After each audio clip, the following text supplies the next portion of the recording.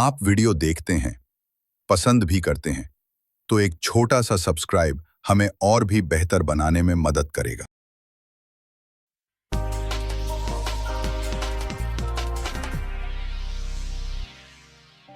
दोस्तों, अगर आप उन साइकोलॉजिकल फैक्टर्स को डीपली समझना चाहते हैं जो फाइनेंशियल डिसीजन लेने को इन्फ्लुएंस करते हैं, सही चॉइस लेने में हेल्प करते हैं और फाइनेंशियली ग्रो करने में हेल्प करते हैं, तो यह बुक आपकी बहुत मदद कर सकती है। आप सुन रहे हैं मॉर्गन हॉसल की बुक साइकोलॉजी ऑफ मनी की समरी को सिर्फ ऑडिबल पर।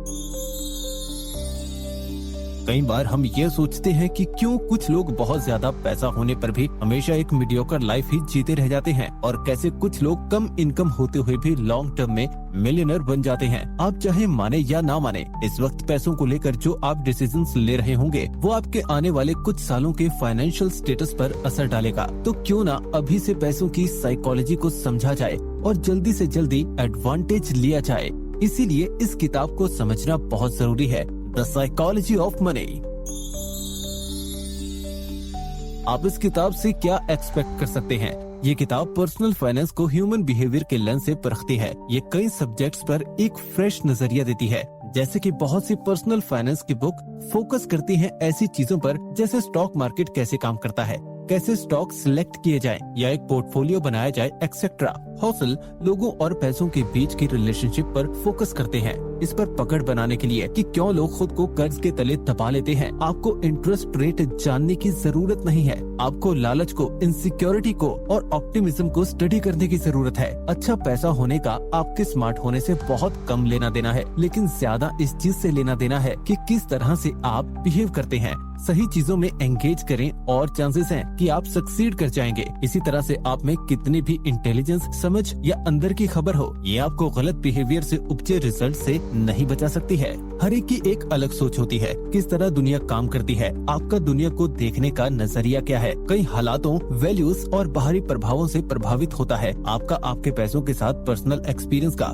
दुनिया में होने वाली घटनाओं से लेना देना 0.0000% है, लेकिन 80% इस बात से है कि आप किस तरह से सोचते हैं कि दुनिया कैसे काम करती है। कोई भी चीज आपके डर और अनिश्चितता की तलाश को नहीं रोक सकती है, चाहे आप कितने भी पढ़ लें या ओपन माइंडेड हो जाएं। हम सब ये सोचते हैं कि हमें पता है कि दुनिया कैसे काम करती है, लेकिन हम इसको एक पतले से रेशे के बराबर भी अनुभव नहीं कर पाए हैं। यूएस में लॉटरी टिकट खरीदने वालों पर गौर करें। लो इनकम वाले लोग सालाना इस पर $400 खर्च कर देते हैं, यानी कि लगभग 30,000 रुपए। ये नंबर हायर इनकम वाले लोगों को भी चौंका सकता है। इसे पैसों की एक उम्मीद या ख्वाहिश का नाम देकर कुछ लोग इसको सही ठहरा सकते हैं। बिना खुद को उनकी जगह पर रखे ये जान पाना बहुत मुश्किल है कि वो ऐसा क्यों करते हैं। कोशिशों से आपके नतीजे तय होते हैं, लेकिन लक और रिस्क भी इसमें एक बहुत इम्पोर्टेंट रोल निभाते हैं। बिल गेट्स उन चुनिंदा हाई स्कूल्स में पढ़े जहां 1968 में कंप्यूटर हुआ करते थे। अगर टीचर बिल डोगल की कोशिश नहीं होती, जिन्होंने उस टाइम पर एक $3,000 का कंप्यूटर खरीदा, तो इसकी संभावना कम है कि बिल गेट्स को सेम करियर में सक्सेस मिलती।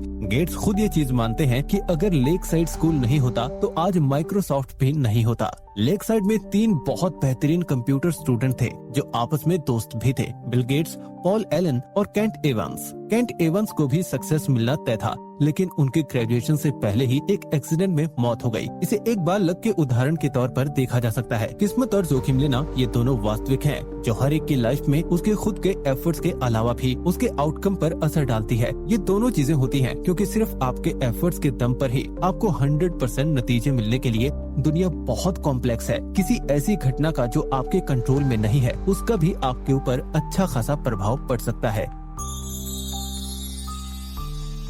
ये एक कहानी है राइटर कुर्ट वॉनेगुट और जोसेफ हेलर की, जो एक बिलियनर की पार्टी में शामिल होते हैं। कुर्ट ने कहा कि ये बिलियनर एक दिन में उतने पैसे कमा लेता है जितना हेलर अपने पॉपुलर नॉवल से आज तक नहीं कमा पाया। हेलर ने कहा, हाँ, लेकिन मेरे पास कुछ ऐसा है जो उसके पास कभी नहीं होगा, वो है इनफ, यानी बहुत। जो आपके पास है उसे खतरे में डालने की कोई वजह नहीं बनती। सबसे मुश्किल फाइनेंशियल स्किल ये है कि आप अपने गोल पोस्ट को मूव ना करने दें। खुद को दूसरों से तुलना करना एक गलती है, वेल्थ और जलन पैदा करने के लिए कैपिटलिज्म है, लेकिन सामाजिक तुलना एक ऐसा प्रोसेस है जो कभी खत्म नहीं होती है। आपको इस सीढ़ी पर हमेशा आपसे ऊपर कोई मिल ही जाएगा। इनफ होने का मतलब है आपको ये पता हो कि किस चीज को अवॉइड किया जाए, इसके लिए आपको बाद में पछताना ना पड़े। कई चीजें जोखिम लेने लायक नहीं होती, चाहे उनसे कितना ही फायदा क्यों ना हो। एक छोटी सी लिस्ट जैसे रेपुटेशन, आजादी, दोस्त, परिवार, प्यार और खुशी। जीतने का सिर्फ एक ही रास्ता है कि आप उस खेल का हिस्सा ही ना बने।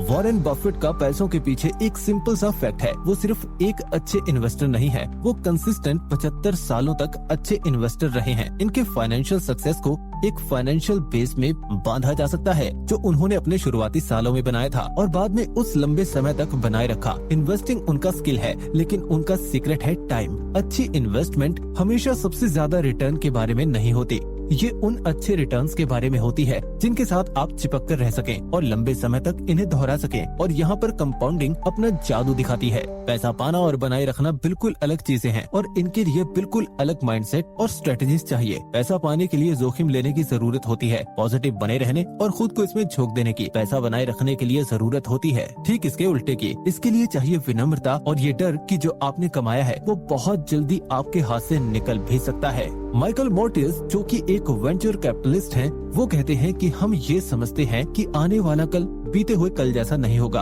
हम अभी तक के मिले रिवॉर्ड पर रेस्ट नहीं कर सकते, हम आत्मसंतुष्ट नहीं हो सकते, हम ये मानकर नहीं बैठ सकते कि बीते हुए कल की सक्सेस आने वाले कल की सक्सेस में तब्दील हो जाएगी। एक सर्वाइवल माइंड होने के लिए 3 चीजों की जरूरत होती है। नंबर 1, फाइनेंशियल अनब्रेकेबल का लक्ष्य बनाएं। इतना सक्षम बने कि मार्केट के उतार चढ़ाव सहन कर सकें और गेम में लंबे समय तक बने रह सकें ताकि कंपाउंडिंग अपना जादू दिखा सके। प्लान करने की सबसे इम्पोर्टेंट चीज ये है कि कोई भी प्लान आपके प्लान के अकॉर्डिंग नहीं जाएगा। हर प्लान में गलती के लिए जगह रह जाती है। जितना आपको अपने प्लान को सक्सेसफुल बनाने के लिए एक खास एलिमेंट की जरूरत होगी, उतना कमजोर आपका प्लान होगा। आने वाले कल को लेकर आशावादी रहें, पर सक्सेस के रास्ते में आने वाली बाधाओं को लेकर भी सचेत रहें।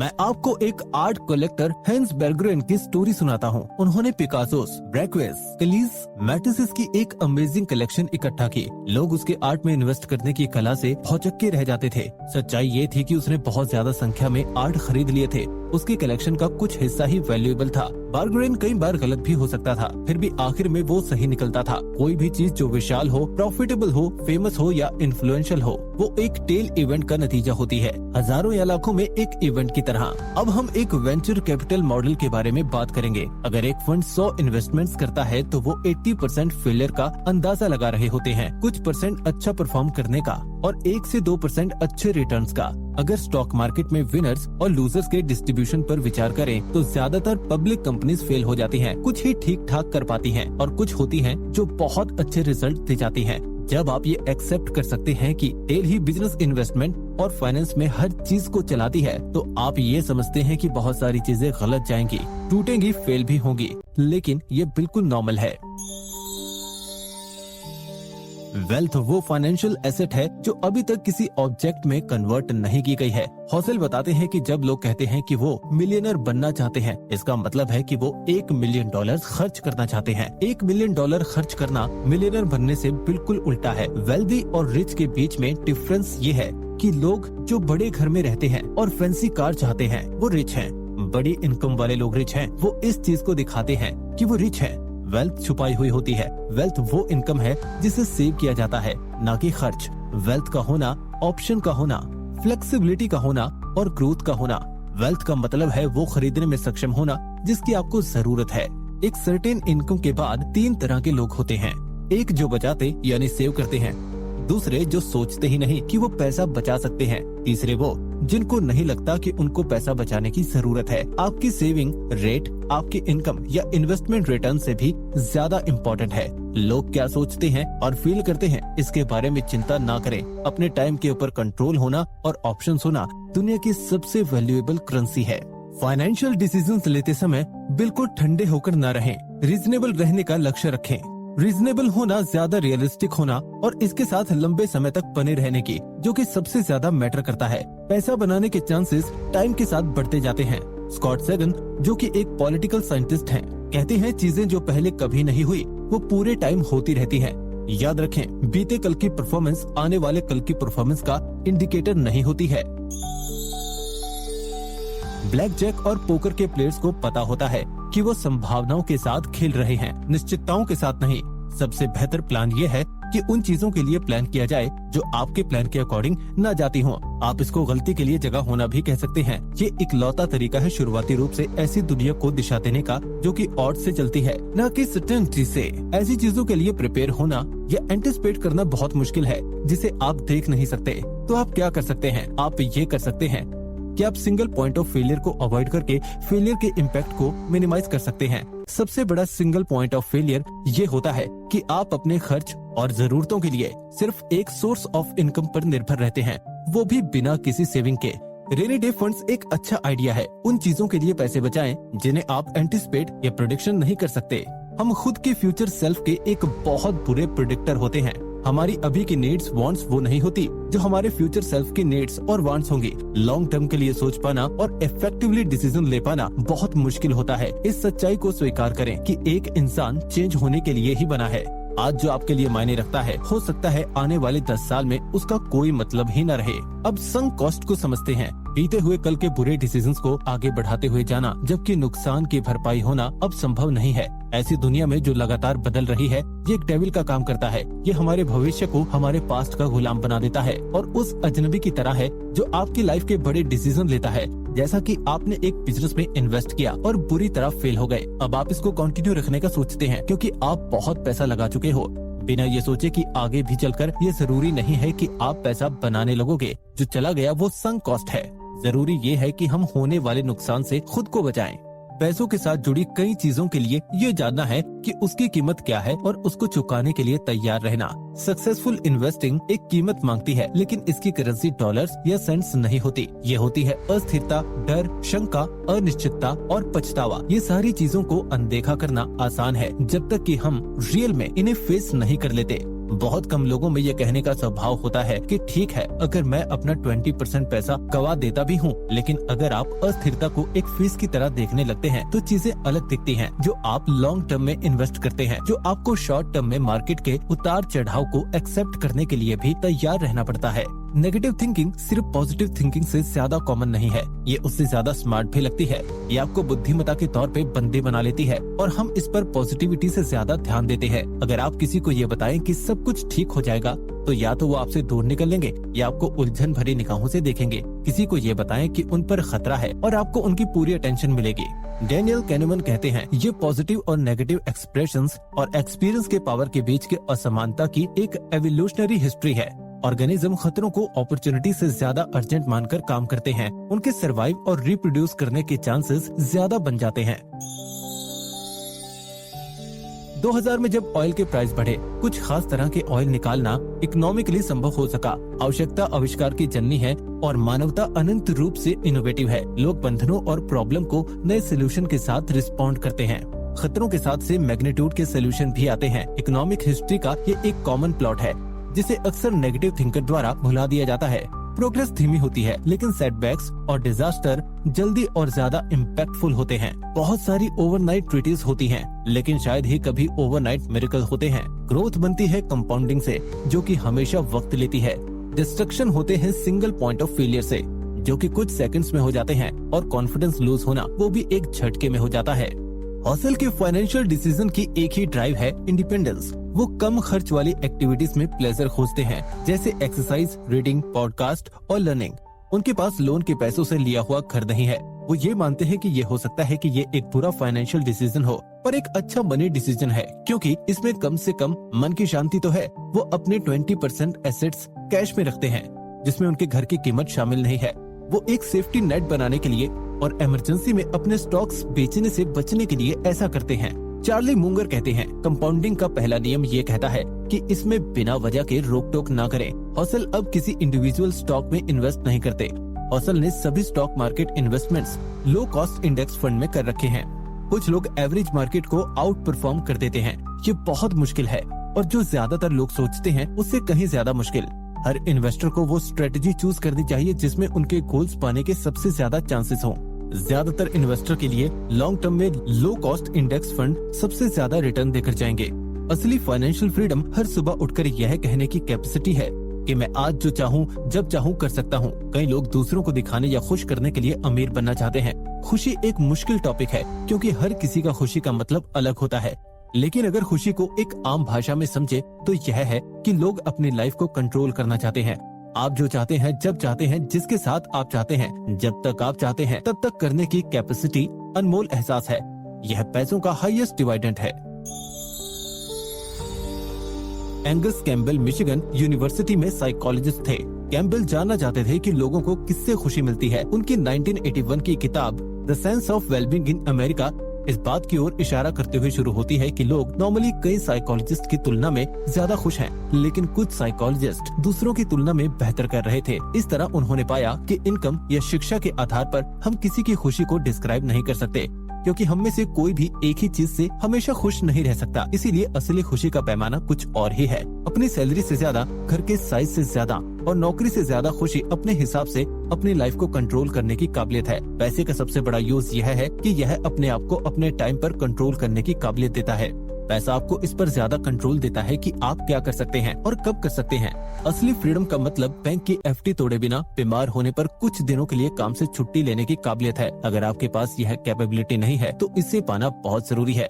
इसी के साथ अपने फाइनेंशियल बैकअप को बनाए रखें और 6 महीने का इमरजेंसी फंड रखें। इसका मतलब है अपने बॉस से डरना नहीं, क्योंकि आप जानते हैं कि अगर आपको नई नौकरी ढूंढने के लिए टाइम निकालना पड़ा तो आप फाइनेंशियल स्ट्रगल नहीं फेस करेंगे। फ्रीडम का मतलब है कम सैलरी लेकिन फ्लेक्सिबल घंटों के साथ नौकरी की कैपेसिटी। टाइम को खरीदने के लिए अपने पैसे का उपयोग करने से लाइफस्टाइल बेहतर बनती है, क्योंकि इससे आपको ज्यादा पैसे कमाने का एक्स्ट्रा टाइम मिल जाता है। ऑथर कहते हैं कि पूरे कॉलेज पीरियड के दौरान मैं एक इन्वेस्टमेंट बैंकर बनना चाहता था। इसका सिर्फ एक ही रीजन था कि उन्होंने बैंकर्स को बहुत पैसे कमाते हुए देखा था। ऑथर को ऐसा लगता है कि एक बार जब मैं इतने पैसे कमा लूंगा तो मैं 100% पॉजिटिव और खुश रहूंगा। इसीलिए उन्होंने अपने कॉलेज ईयर्स के दौरान लॉस एंजलिस में एक इन्वेस्टमेंट बैंक में इंटर्नशिप की और सोचा कि मैंने करियर लॉटरी ली है, क्योंकि इससे पहले वो ऐसा ही कुछ चाहते थे। अपने पहले ही दिन उन्हें एहसास हुआ कि क्यों निवेश बैंकर बहुत पैसा कमाते हैं, क्योंकि वे लंबे टाइम तक जितना हो सकता था काम करते थे। बैंकर रात रात तक काम करते थे। आधी रात से पहले घर जाना अच्छा नहीं माना जाता था और ऑफिस में एक कहावत थी, अगर आप शनिवार को काम पर नहीं आते तो सोमवार को वापस आने की चिंता ना करें। नौकरी वैसे तो काफी एक्साइटेड थी, सैलरी भी अच्छी थी और ऑथर को उस जॉब में इम्पोर्टेंट भी फील होता था, लेकिन उनके टाइम का कीमती पल उनके बॉस की जरूरतों का गुलाम बन गया, जिसमें वो बॉस की जरूरतों को पूरा करने के लिए कड़ी मेहनत कर रहे थे। 4 महीने की इंटर्नशिप थी। उन्होंने 1 महीने तक काम किया। हालांकि उन्हें काम पसंद आया और कड़ी मेहनत कर रहे थे, लेकिन जिस टाइम शेड्यूल पर काम करना आपको पसंद है उस टाइम काम ना करना और दूसरे टाइम शेड्यूल में करना, साथ ही कोई और आपको कंट्रोल करे उस टाइम पर वैसा ही महसूस करते हैं जैसे किसी से नफरत होने पर करते हो। ऐसा ही ऑथर के साथ हो रहा था। इसमें हमें लगता है कि हम दूसरे के कंट्रोल में हैं, जबकि लोग यह महसूस करना पसंद नहीं करते कि वो कंट्रोल में हैं। जॉन डी रॉकफेलर अब तक के सबसे सफल बिजनेसमैन में से एक थे। वह एक इंट्रोवर्ट थे और अपना ज्यादातर टाइम अकेले ही बिताते थे। बातचीत के दौरान बहुत कम बोलते थे। मीटिंग्स के उनकी चुप्पी के बारे में पूछे जाने पर रॉकफेलर अक्सर एक कविता सुनाते थे। एक ओक में एक समझदार बूढ़ा उल्लू रहता था। जितना ज्यादा वह देखता था उतना ही कम बोलता था, जितना कम बोलता था उतना ज्यादा सुनता था। हम सब उस समझदार बूढ़े पक्षी की तरह क्यों नहीं हैं? रॉकफेलर एक अलग किस्म के आदमी थे। उन्होंने ऐसा तरीका निकाला जो अब लाखों एम्प्लॉयज पर लागू होता है। रॉकफेलर का काम कुओं को खोदना, गाड़ियों को लोड करना या बैरल को हिलाना नहीं था, बल्कि बिजनेस को ग्रो करके प्रॉफिट कमाने के लिए सोचना और अच्छे डिसीजन लेना था। रॉकफेलर का प्रोडक्ट, उनका डिस्ट्रीब्यूशन नेटवर्क उनके हाथ के काम का रिजल्ट नहीं था, बल्कि उनके सोचने और दिमाग से निकले आइडियाज का रिजल्ट था। इसीलिए वो अपना ज्यादातर टाइम और एनर्जी वहीं खर्च करते थे। जब ज्यादातर लोगों को लगता था कि वह खाली टाइम में चुपचाप बैठे हैं, उस टाइम वह लगातार अपने दिमाग में काम करते थे, प्रॉब्लम के सोल्यूशन के बारे में सोचते थे। रॉकफेलर के टाइम की लगभग सभी नौकरियों में हाथों से काम करने की जरूरत होती थी। इकोनॉमिस्ट रॉबर्ट गार्डन के अनुसार 1870 में 46% नौकरियां एग्रीकल्चर में थी और 35% प्रोडक्शन सेक्टर में थी। टोटल नौकरियों में से 38% नौकरियों को अब मैनेजर, ऑफिसर्स और प्रोफेशनल नामों से रिकॉग्नाइज किया गया है। ये डिसीजन लेने वाले का काम है। दूसरे 41% सर्विस एक्टिविटीज हैं, जो अक्सर आपके आइडिया पर उतना ही डिपेंड करते हैं जितना कि आपके कामों पर। आज के टाइम हम में से ज्यादातर लोगों के पास ऐसी नौकरियां हैं जो 1950 के दशक के प्रोडक्शन लेबर की तुलना में रॉकफेलर की तरह है, जिसका मतलब है कि जब हम वर्किंग आवर्स से बाहर निकलते हैं और वर्क प्लेस छोड़ देते हैं, तब भी हमारा काम खत्म नहीं होता। हम अपने माइंड में लगातार काम करते रहते हैं, जिसमें ऐसा लगता है कि काम कभी खत्म नहीं होता। अगर आपका काम कारों का प्रोडक्शन करना है तो आप असेंबली लाइन पर नहीं होने पर बहुत कम या जीरो काम कर पाएंगे, क्योंकि उस टाइम वर्कर्स ज्यादातर टूल्स कारखाने में छोड़ देते हैं। लेकिन अगर आपका काम एक मार्केटिंग कैंपेन बनाना है, जो कि एक थॉट बेस्ड और डिसीजन लेने वाला काम है, इसमें आपका टूल आपका माइंड है, जिसे आप कभी भी नहीं छोड़ते। इस तरह आप ट्रैवलिंग के दौरान अपने प्रोजेक्ट के बारे में सोच सकते हैं। जब आप रात का खाना बना रहे हो, जब आप अपने बच्चों को सुला रहे हो, तब भी माइंड में काम कर रहे होते हैं। इस टाइम हालांकि आप घड़ी के हिसाब से काम पर नहीं होते, लेकिन ऐसा लगता है कि आप 24/7 काम कर रहे हैं। द एटलांटिक मैगजीन के डेरेक थॉम्पसन ने एक बार इसे इसी तरह एक्सप्लेन किया था। अगर 21वीं सदी का ऑपरेटिंग टूल एक पोर्टेबल टूल यानी माइंड है, तो इसका मतलब है कि मॉडर्न कारखाना कोई एक जगह नहीं है, बल्कि यह हर जगह मौजूद हो सकता है। आज कंप्यूटर ने प्रोडक्टिविटी के रिसोर्सेज के फिजिकल ऑफिस से मुक्त कर दिया है, जिससे आप कंप्यूटर बेस्ड काम को अपने टाइम पर प्रोडक्टिविटी से कर सकते हैं। पिछली पीढ़ियों की तुलना में हमारे पास अपने टाइम पर कंट्रोल कम हो गया है, और क्योंकि अपने टाइम को कंट्रोल करना खुशी को प्रभावित करता है, इसीलिए हमें इससे हैरानी नहीं होनी चाहिए कि भले ही हम पहले से ही बहुत ज्यादा अमीर हैं, फिर भी लोग ज्यादा खुश महसूस नहीं करते। इसके लिए हम क्या कर सकते हैं? इसका कोई सीधा जवाब नहीं है, क्योंकि हर कोई अलग है और उनकी परेशानियां भी अलग हैं। इसके लिए पहला कदम सिर्फ इन दो बातों की क्लैरिटी करना है कि क्या आपको खुश करता है और क्या नहीं। अपनी बुक 30 लेसन्स फॉर लिविंग में ऑथर बताते हैं कि जर्नेटोलॉजिस्ट कार्ल पिल्मर ने 1000 बुजुर्ग अमेरिकन का इंटरव्यू लिया और उनकी लाइफ एक्सपीरियंसेस से सीखे गए लेसन्स को नोट किया। बुजुर्गों में से किसी ने कहा, खुश रहने के लिए तुम्हें अपनी मनचाही चीजें खरीदने के लिए पैसा कमाना चाहिए और इसके लिए जितना हो सके मेहनत करने की कोशिश करनी चाहिए। किसी ने कहा, आसपास के लोगों से ज्यादा पैसा होना चाहिए। अगर आपके पास उनसे ज्यादा पैसे हैं तो यह रियल सफलता है। किसी ने कहा कि आपको अपनी इच्छा के आधार पर अपना काम चुनना चाहिए। किसी ने कहा कि अच्छे रिश्ते होने से खुशी मिलती है। उन सभी एक्सपीरियंसेस से सीखकर ऑथर इस कंक्लूजन पर पहुंचे कि अच्छे रिश्ते और दोस्त समाज के लिए कुछ बेहतर करने के पर्पज से जुड़े होना, अपने बच्चों के साथ टाइम बिताना और अपनी जरूरतों के साथ चाहतों को पूरा करने से ज्यादा पैसे और टाइम का होना फ्रीडम है। फरारी, लैम्बोर्गिनी, रोल्स रॉयस में सवार होकर चलना किसका सपना नहीं होता। कई लोग सोचते हैं कि उनके पास कार हो ताकि दूसरे लोग उन्हें देखकर कहें कि आप स्मार्ट हैं या अमीर हैं। लेकिन क्या आपने कभी ऐसा किया है? जब आप किसी को एक अच्छी कार चलाते हुए देखते हैं तो आप शायद ही कभी सोचते होंगे कि वाह, उस कार को चलाने वाला आदमी कितना मस्त है। इसके बजाय आप सोचते हैं न कि सर्टेनिटी से, वाह, अगर मेरे पास वह कार होती तो लोग सोचते कि मैं अच्छा हूँ। कॉन्शियसली या सबकॉन्शियसली लोग ऐसे ही सोचते हैं। गरीब और मिडिल क्लास मेंटालिटी के लोग चाहते हैं कि पैसे होने से दूसरे लोगों द्वारा उन्हें पसंद किया जाना चाहिए और उनकी तारीफ की जानी चाहिए। लेकिन असलियत में वे दूसरे लोग अक्सर आपकी तारीफ करने से बचते हैं। अगर आपको भी ऐसा लगता है कि तारीफ पाने के लिए आपको एक महंगी कार, एक फैंसी घड़ी और एक बड़ा घर चाहिए, इससे दूसरे लोगों से इज्जत और तारीफ मिलती है, तो ध्यान रखें, यह लॉन्ग टर्म में कभी काम नहीं करता, स्पेशली उन लोगों के साथ जिनसे आप रिस्पेक्ट और तारीफ लेना चाहते हैं। ऑथर कहते हैं कि उन्हें यह तब पता चला जब अपने करियर के शुरुआती दिनों में वह एक होटल के बाहर खड़े थे और उन सभी लोगों के बारे में सोच रहे थे जो अपनी फरारी गाड़ी चलाकर होटल तक आ रहे थे और ऑथर को देख रहे थे। उनकी गाड़ी देखकर ऑथर भी उन्हें इंटरेस्टेड होकर देखने लगे,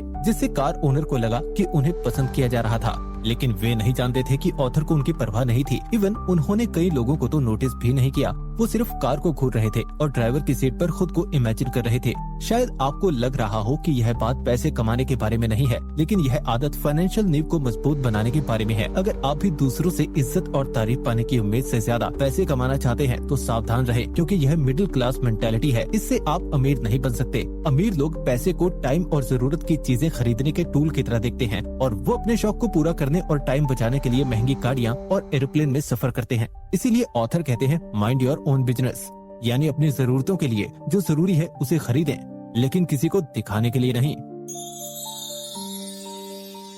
हर चीज की एक कीमत होती है, यह पता लगाना है और उसे चुकाने के लिए तैयार रहना जरूरी है। प्रॉब्लम यह है कि बहुत सारी चीजों की कीमत तब तक क्लियर नहीं होती जब तक कि आप उन्हें पहले एक्सपीरियंस नहीं करते हैं। 2004 में जनरल इलेक्ट्रिक दुनिया की सबसे बड़ी कंपनी थी, जिसकी वैल्यूएशन $1 ट्रिलियन का 1/3 थी। यह कुछ दशकों तक काफी ग्रो हुई, फिर कुछ ही सालों में सब कुछ टुकड़े टुकड़े हो गया। 2008 के फाइनेंशियल क्राइसिस ने जीई के फंडिंग डिवीजन को, जिन्होंने कंपनी का नुकसान करवा दिया था और इसे बहुत कम दामों में बेच दिया था। जीई स्टॉक 2007 में $40 से गिरकर 2018 तक $7 हो गया। इल्जाम सीईओ जेफ एम्बलेट पर लगाया गया था। जो 2001 से कंपनी चला रहे थे, जिन्होंने शुरुआत से ही कंपनी को ग्रो करने के लिए कई सारे बोल्ड डिसीजंस लिए थे। उनकी लीडरशिप, ऑनरशिप, प्रॉफिट में कमी, एम्प्लॉयज की छटनी और शेयर की गिरती कीमत के लिए उन्हें क्रिटिसाइज किया गया। उन्होंने 2017 में पोजीशन से इस्तीफा दे दिया, लेकिन इमलेट ने कंपनी से उनके बाहर निकलने पर कुछ प्रैक्टिकल बातें कही। क्रिटिसाइज करने वालों के जवाब में उन्होंने कहा कि हर काम आसान लगता है जब आप उसे करने वाले नहीं होते हैं। हर काम तब तक आसान लगता है जब आप ऐसा नहीं कर रहे होते हैं, क्योंकि अखाड़े में किसी के सामने आने वाली चुनौतियां अक्सर भीड़ में मौजूद लोगों के लिए इनविजिबल होती हैं। फैले हुए blot, short term investors, regulators, unions और ब्यूरोक्रेसी की अपोजिट मांगों से निपटना न सिर्फ उनके लिए मुश्किल था, बल्कि परेशानियों की गंभीरता को तब तक पहचानना भी मुश्किल होता है जब तक कि आप उनसे निपटने वाले नहीं हैं। जीई के उत्तराधिकारी जो 14 महीने तक सीईओ रहे, उन्होंने यह भी सीखा कि कई सारी चीजें प्रैक्टिकल लाइफ में किताबी ज्ञान की तुलना में मुश्किल होती हैं। कभी कभी ऐसा इसीलिए भी होता है क्योंकि हम ओवर कॉन्फिडेंट हो जाते हैं। कई बार ऐसा इसीलिए होता है क्योंकि हम यह पहचानने में अच्छे नहीं होते कि सफलता की कीमत क्या है। इसका पता ना होने से लोग बिना पूरी कीमत चुकाए सिर्फ सफलता पाने के पीछे भागते रहते हैं, जिससे कुछ हाथ नहीं लगता। 2018 में पिछले 50 सालों से चल रही कई कंपनियों के शेयर्स में 119 गुना से ज्यादा का फायदा हुआ। ऐसे सफल निवेश तब आसान लगते हैं जब आप ऐसा नहीं कर रहे होते हैं। ऐसे में आप इस तरह की बातें सुनेंगे कि लंबे टाइम के लिए स्टॉक रखें। हालांकि यह अच्छी सलाह है, लेकिन क्या आप जानते हैं कि जब शेयर गिर रहे हों तो लॉन्ग टर्म के नजरिए को बनाए रखना कितना मुश्किल होता है। दूसरी सभी चीजों की तरह सफल निवेश भी कीमत मांगता है, लेकिन इसकी करेंसी डॉलर और सेंट नहीं होते। यह इंस्टेबिलिटी, डर, शक और अफसोस है। जब तक आप रियल टाइम में उनके साथ काम नहीं कर रहे हैं, तब तक इन सभी को अनदेखा करना आसान है। यह पहचानने में इनएबिलिटी की निवेश की कीमत क्या है, हमें बिना कुछ लिए कुछ पाने की कोशिश करने के लिए इंस्पायर कर सकती है, जिसमें शायद ही कंसिस्टेंट फायदे मिले। इसीलिए ध्यान रखें, मार्केट रिटर्न कभी फ्री नहीं होता और कभी नहीं होगा। तो दोस्तों आइए अब सभी जरूरी लेसन्स को एक बार दोहरा लेते हैं ताकि वो सब हमें आसानी से याद रहें। नंबर 1, हर इंसान पैसों को अपने पिछले एक्सपीरियंस के चश्मे से देखता है। यह याद रखना जरूरी है कि जब तक आप एक फाइनेंशियल क्राइसिस से नहीं गुजर रहे और इसके रिजल्ट्स को महसूस नहीं किया है, तब तक आप कभी नहीं समझ पाएंगे कि लोग ऐसा बिहेवियर क्यों करते हैं। नंबर 2, कुछ भी उतना अच्छा या बुरा नहीं है जितना लगता है। लाइफ में हर रिजल्ट्स इंडिविजुअल एफर्ट्स के अलावा दूसरी पार से भी तय होते हैं। जैसे बिल गेट्स को उन लाखों दूसरे स्टूडेंट्स की तुलना में ज्यादा फायदा मिला था क्योंकि उन्होंने दुनिया के सबसे टॉप कॉलेज में से एक से पढ़ाई की और उनकी फैमिली की फाइनेंशियल कंडीशन भी अच्छी थी। उनके पास कंप्यूटर खरीदने के लिए पैसे और कॉलेज के एनवायरनमेंट की वजह से विजन था। नंबर 3, अमीर लोग अजीबोगरीब हरकतें करते हैं। रजत गुप्ता, बर्नी मैडॉफ, ये वो लोग हैं जिनके पास सब कुछ था, पैसा, पावर और फाइनेंशियल फ्रीडम, सब कुछ। सिर्फ सब कुछ मैनेज करने के लिए उनके पास इनफ समझ नहीं थी। लेसन यह है कि फाइनेंशियल समझ पैसा बनाने के लिए जरूरी है। नंबर 4, कंपाउंडिंग 8वां अजूबा है। वॉरेन बफेट अमीर सिर्फ एक अच्छे इन्वेस्टर होने के कारण नहीं है, बल्कि वह बचपन से ही एक अच्छे इन्वेस्टर होने के कारण है। आज के टाइम वॉरेन बफेट की कुल संपत्ति $84.5 बिलियन है। उसमें से $84.2 बिलियन उनके 50वें जन्मदिन के बाद जमा हुए थे। नंबर 5, हाउसल कहते हैं कि अगर उन्हें फाइनेंशियल सफलता को एक शब्द में समराइज करना हो तो वह सर्वाइवल होता। ग्रोथ, ब्रेन या इंसाइट नहीं, बल्कि सर्वाइवल। जब पैसा कमाने की बात आती है तो लंबे टाइम तक टिके रहने की कैपेसिटी सबसे बड़ा बदलाव लाती है। कंपाउंडिंग तभी काम करती है जब आप एसेट्स को बढ़ाने के लिए सालों का टाइम दे सकते हैं। नंबर 6, आप आधे टाइम गलत हो सकते हैं और फिर भी अमीर बन सकते हैं। Life test and try game है। आप जितना ज्यादा ट्राई करते रहेंगे उतना ज्यादा सफल होने की संभावना बढ़ती रहेगी। नंबर 7, असल फाइनेंशियल फ्रीडम हर सुबह उठने और यह कहने की कैपेसिटी है, जो मैं चाहूँ कर सकता हूँ, जब चाहूँ, जिसके साथ चाहूँ, जब तक चाहूँ कर सकता हूँ। नंबर 8, कोई भी आपकी अमीरी से उतना प्रभावित नहीं होता जितना आप हैं। लोग चाहते हैं कि पैसा देखकर उन्हें पसंद किया जाए और उनकी तारीफ की जाए, लेकिन वास्तव में दूसरे लोग अक्सर आपकी तारीफ करने से बचते हैं। इसीलिए नहीं कि वे नहीं मानते कि पैसा कमाना तारीफ का काम है, बल्कि इसीलिए कि वे आपकी अमीरी को देखकर अपने आप को वहाँ इमेजिन करते हैं। इसीलिए पैसे कमाने पर ध्यान दें, दिखाने पर नहीं। नंबर 9, एसेट मेकिंग का आपकी इनकम या निवेश रिटर्न से बहुत कम और आपकी सेविंग से ज्यादा लेना देना है। इससे भी जरूरी बात यह है कि पैसा का सीधा कनेक्शन आपकी फाइनेंशियल आदतों से है। ज्यादा सेविंग का मतलब है कि आप जितना खर्च कर सकते हैं उससे कम खर्च करना, जिससे आपकी बचत ज्यादा हो जाएगी। नंबर 10, कई बार एक चाल में कई निवेशक गिर जाते हैं।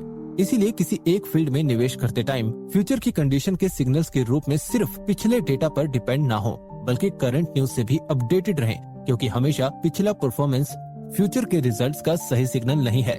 दुनिया बदलती रहती है। तो ये थी साइकोलॉजी ऑफ मनी बुक की समरी, जहां मॉर्गन हाउसल साइकोलॉजी और पर्सनल फाइनेंस के बीच एक कॉम्प्लेक्स रिएक्शन के बारे में बताते हैं। इस बुक की आज तक 3 मिलियन से ज्यादा कॉपीज बिक चुकी हैं और इसको अब तक 53 लैंग्वेजेस में ट्रांसलेट किया जा चुका है। और इस बुक की वजह से ऑथर को society of American business editor and writer से बेस्ट इन बिजनेस अवार्ड और न्यूयॉर्क टाइम्स सिडनी अवार्ड भी मिला। अगर ये बातें आपको प्रेरणा दे रही हैं, तो एक सब्सक्राइब से हमें और भी लोगों तक पहुंचने में मदद मिलेगी। आप वीडियो देखते हैं, पसंद भी करते हैं, तो एक छोटा सा सब्सक्राइब हमें और भी बेहतर बनाने में मदद करेगा।